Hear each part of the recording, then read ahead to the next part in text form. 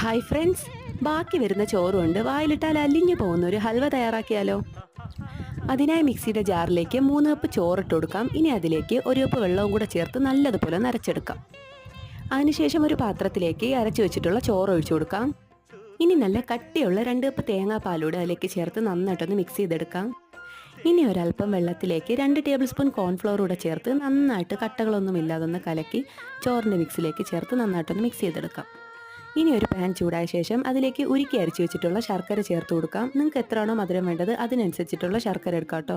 ശർക്കര ഒന്ന് തിളച്ച ശേഷം അതിലേക്ക് 1 ടേബിൾ സ്പൂൺ നെയ്യ് ചേർത്ത് കൊടുക്കാം. ഇനി അതിലേക്ക് അരച്ചു വെച്ചിട്ടുള്ള ചോറൂടെ ചേർത്ത് നന്നായിട്ടൊന്ന് മിക്സ് ചെയ്തെടുക്കാം. പാനിൽ നിന്ന് വിട്ടുവരുന്ന സ്റ്റേജ് ആകുമ്പോഴേക്കും അതിലേക്ക് ഏലക്കാപ്പൊടിയും അണ്ടിപ്പരിപ്പ് മുന്തിരിയും കൂടെ ചേർത്ത് കൊടുക്കാം. അതിനുശേഷം ഫ്ലെയിം ഓഫ് ചെയ്ത് ഒരു പാത്രത്തിലേക്ക് സെറ്റ് ചെയ്യാം. അങ്ങനെ നമ്മുടെ ചോറ് കൊണ്ടുള്ള ഹൽവ റെഡി ആയിട്ടുണ്ട്. നിങ്ങൾക്ക് കണ്ടാൽ തന്നെ അറിയാം അത് എത്രമാത്രം സോഫ്റ്റ് ആണെന്ന്. അപ്പോൾ എല്ലാവരും ഇതുപോലെ ഒന്ന് ട്രൈ ചെയ്ത് നോക്കുക. വീഡിയോ ഇഷ്ടമായാൽ ലൈക്ക് ചെയ്യുക, ഷെയർ ചെയ്യുക, സബ്സ്ക്രൈബ് ചെയ്യുക.